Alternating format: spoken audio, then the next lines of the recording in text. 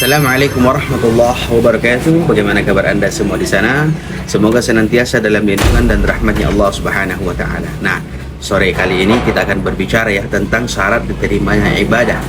Syarat diterimanya ibadah adalah salah satunya adalah rasa ikhlas kepada Jalla Jalaluhu Allah Subhanahu wa taala. Oleh karenanya Allah Subhanahu wa taala berfirman, "Wa laqad uhiya ilaika wa ilal ladzina min qablika la in asyrakta la yahbatanna 'amaluka wa la takunanna minal khasirin." Yang mana artinya, sungguh kata Allah, benar-benar telah diwahyukan kepadamu dan kepada orang-orang, yaitu kepada para nabi sebelummu. Sungguh jika engkau mempersekutukan Allah Subhanahu wa taala wal iyad billah, niscaya akan digugurkan amal dan tentulah engkau termasuk orang-orang yang merugi di alam sana.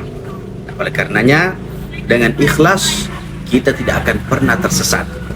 Tersesat di mana? Tersesat di jalan yang tidak diridhoi oleh Allah Subhanahu wa taala, dan tidak akan menjadi orang yang senantiasa mengerjakan amal dengan kesombongan, dengan ria. Nah, inilah sombong dan ria, ini adalah sifat-sifatnya iblis, sifat-sifatnya syaitan. Oleh karenanya seseorang yang ikhlas itu bila diibaratkannya itu bagaikan kita membersihkan kerikil-kerikil atau bebatuan-bebatuan yang kecil di sekitar beras. Nah, maka beras yang dimasak itu akan menjadi nikmat ya bila dimakan. Nah, berbeda pula jika beras yang kita makan itu kotor, ada bebatuannya, ada kerikilnya, maka tidak nikmat ya, tidak nikmat. Sehingga kalau kita makan tuh pasti di gigi itu gimana ya, pasti ada di antara kita yang pernah merasakan seperti begitu. Nah, demikianlah keikhlasan ya.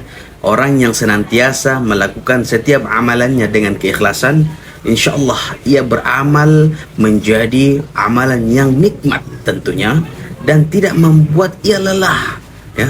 Ia nikmat melakukan amalan-amalan yang soleh, dan segala pengorbanan itu tidak akan terasa berat.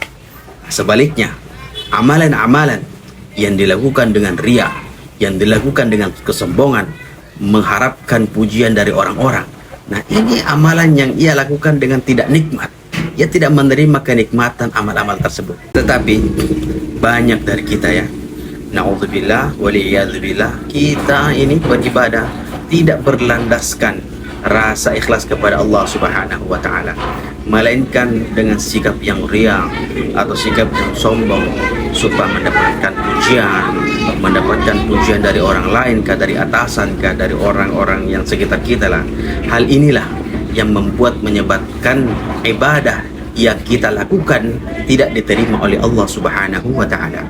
Oleh karenanya baginda sallallahu alaihi wa ala alihi wasallam bersabda, ikhlaslah dalam beragama, cukup bagimu amal yang sedikit.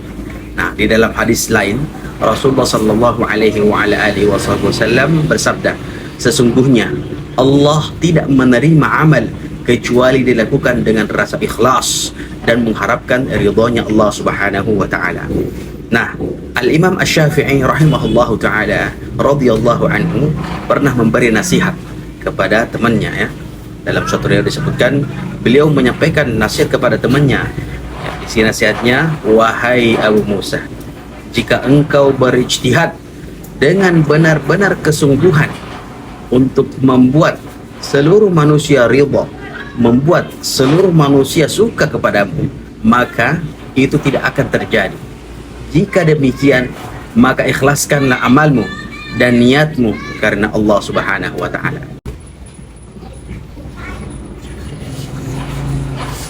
Nah, oleh karenanya tak heran ya jika Al-Imam Ibnul Qayyim rahimahullahu ta'ala memberikan perumpamaan seperti ini. Amal tanpa keikhlasan bagaikan musafir yang mengisi kantongnya dengan kerikil pasir, hanya memberatkannya tetapi tidak ada manfaatnya. Beliau juga menyampaikannya, beliau juga berkata, jika ilmu yang bermanfaat tanpa amal, maka tidak mungkin Allah mencela para pendeta ahli kitab. Jika ilmu bermanfaat tanpa keikhlasan, maka tidak mungkin Allah Subhanahu wa taala mencela orang-orang munafik. Dari beberapa contoh ya, dari hadis di atas menunjukkan bahwasanya ikhlas itu benar-benar sangat penting bagi umat muslim, bagi kita semua dalam melaksanakan ibadah kepada Allah Subhanahu wa taala. Karena tanpa rasa ikhlas dan hanya mengharapkan ridhonya Allah Subhanahu wa taala, ibadah kita ini tidak akan diterima oleh Allah Subhanahu wa taala. Kita ini hanya perlu memikirkan Allah Subhanahu wa taala. Salat untuk Allah Subhanahu wa taala, zikir untuk Allah Subhanahu wa taala, haji, puasa dan semua amal yang kita lakukan kita tujukan kepada Allah Subhanahu wa taala. Lupakan semua urusan duniawi ya, lupakan ya. Nah, urusan duniawi inilah yang kadang-kadang memunculkan rasa sombong, memunculkan rasa riya. Nah, jika kita sudah menghadirkan Allah Subhanahu wa taala dalam hati kita, rasakanlah ya bahwasanya kita beribadah kepada Allah Subhanahu wa taala. Semoga ya dengan sedikit pembicaraan kita pada sore hari ini memberikan kita pencerahan, memberikan kita ilmu yang baru ya. Semoga Allah Subhanahu wa taala menjadikan semua amal kita liwajhillahi taala dan ikhlas kepada Allah Subhanahu wa taala. Semoga bermanfaat ya, dan salam sehat selalu. Wassalamualaikum warahmatullahi wabarakatuh.